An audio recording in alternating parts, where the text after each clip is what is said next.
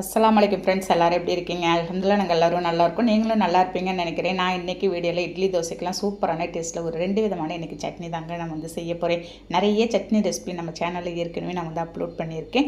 இது ஒரு டிஃப்ரெண்ட் டேஸ்ட்லேயே இருக்கும். ஹோட்டல் சுவையே மிஞ்சிடுங்க. நீங்கள் எத்தனை இட்லி வேணாலும் சாப்பிடலாம், அவ்வளோ அருமையாக இருக்கும். வாங்க அதை எப்படி செய்யலான்னு பார்க்கலாம். இப்போ அதுக்கு வந்து ஃபஸ்ட்டு ஒரு பேனில் ஒரு 2 ஸ்பூன் அளவுக்கு நான் வந்து நல்லெண்ணெய் சேர்த்துக்கிறேன். இதில் ஒரு அரை கப்பு வெங்காயம் நான் வந்து நறுக்கி வச்சுருந்ததை சேர்த்துட்டு ஒரு 4 பச்சை மிளகாய் கீரை சேர்த்துடலாம். ஒரு சின்ன துண்டாக இஞ்சி வந்து கட் பண்ணியிருக்கேன். 5 பூண்டு பல் சேர்த்து ஃபஸ்ட்டு இந்த எண்ணெயில் எல்லாத்தையும் நம்ம வந்து வதக்கி விட்டுடலாங்க. இந்த வந்து வெங்காயம் வந்து ஒரு 2 வெங்காயம் தான் நான் ஒரு மீடியம் சைஸ் வெங்காயம் சேர்த்துருக்கேன். இந்த மாதிரி நல்லா கொஞ்சம் ஒரு 50% வெங்காயம் வந்து உங்களுக்கு வந்து ப்ரௌனாக ஆகிற வரைக்கும் நீங்கள் வதக்கி விட்டுட்டு ஒரு கைப்பிடி அளவுக்கு கொஞ்சமாக நீங்கள் வந்து மல்லி இலையும் ஃப்ரெஷ்ஷான மல்லி இலையும் ஒரு அரை கப்பு பொட்டுக்கடலை சேர்த்துக்கலாங்க. சேர்த்துட்டு இதையும் ஒரு மிக்ஸ் கொடுத்துடுங்க. அவ்வளோதாங்க. இந்த சட்னிக்கு தேவையான இன்க்ரீடியன்ட்ஸ் அவ்வளோதான். இது எல்லாத்தையும் நான் வந்து ஆற வச்சு ஒரு மிக்ஸி ஜாரில் சேர்த்து ஒரு அரை ஸ்பூன் அளவுக்கு தூள் உப்பு கொஞ்சமாக தண்ணி சேர்த்து நம்ம ஒரு நைஸாக ரொம்ப நீங்கள் இந்த சட்னியை வந்து அரைக்கக்கூடாது.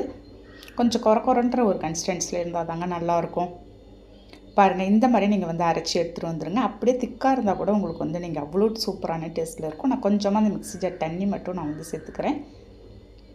இந்த சட்னிக்கு அவ்வளோ அருமையாக இருக்குங்க. இந்த ஒரு சாஃப்டான இட்லிக்கு ஃபைனலாக ஒரு தாளிப்பு தாங்க. கொஞ்சமாக எண்ணெய் ஊற்றி கடுகு பருப்பு கருவேப்பிலை மட்டும் போட்டு தாளித்து நான் வந்து ஊற்றிடுறேன். அவ்வளோதாங்க. இந்த சட்னி ரெடி பண்ணிவிட்டேன். இது அப்படியே இருக்கட்டும். இப்போ வந்து நம்ம வந்து கார சட்னி வந்து ரெடி பண்ணிடலாம். இப்போ அதுக்கு வந்து ஒரு 10 காஞ்ச மிளகாய் நான் வந்து மேலே இருக்க அந்த காம்பு எல்லாத்தையும் கிள்ளிட்டு எடுத்து வச்சுருக்கேன். 3 தக்காளி பெரிய தக்காளியாக நல்ல பழமான தக்காளியாக சேர்த்துருக்கேங்க.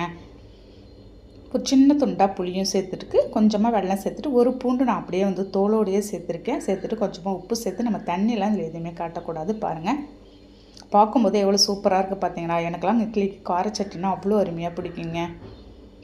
அந்த சட்னியை பார்க்கும்போது இட்லி சாப்பிட்ணும் போல் இருக்குது. ஃபைனலாக கொஞ்சம் கூடுதலாகவே நான் வந்து நல்லெண்ணெய் சேர்த்துக்கிறேன். கடுகு பருப்பு கருவேப்பிலை போட்டு அப்படியே தாளித்து நம்ம வந்து ஊற்றிட வேண்டியதான். அரைச்சி வச்சிருந்த சட்னியை போட்டு நல்லா அந்த பச்சை வாசனை போகிற வரைக்கும், அந்த பூண்டோட பச்சை வாசனை போகணும், தக்காளியோட பச்சை வாசனை போகிற வரைக்கும் நல்லா கொதிக்க வச்சு அப்படியே மூடிட வேண்டியதாங்க. இந்த 2 சட்னிக்கும் இட்லி தோசைக்கெல்லாம் சூப்பரான டேஸ்ட்டில் இருக்குங்க. இன்றைக்கி வந்து ஒரு சாஃப்டான இட்லி தான் நான் வந்து ரெடி பண்ணியிருக்கேன். எவ்வளோ ஒரு பஞ்சு போல் ஒரு சாஃப்டான இட்லிக்கும் இந்த 2 சட்னிக்கும் அடடா என்ன டேஸ்ட்டாக தரமாக இருந்துச்சு. நீங்கள் கண்டிப்பாக நீங்கள் இந்த 2 வித சட்னியும் நீங்கள் வந்து ட்ரை பண்ணி பாருங்களேன். இன்றைக்கி உங்கள் வீட்டில் டிஃபனாக இருந்தால் நீங்கள் வந்து இந்த சட்னியை ரெடி பண்ணி பாருங்கள். கார சட்னிக்கு சொல்லவே தேவையில்ல, அவ்வளோ அருமையாக இருக்குதுங்க.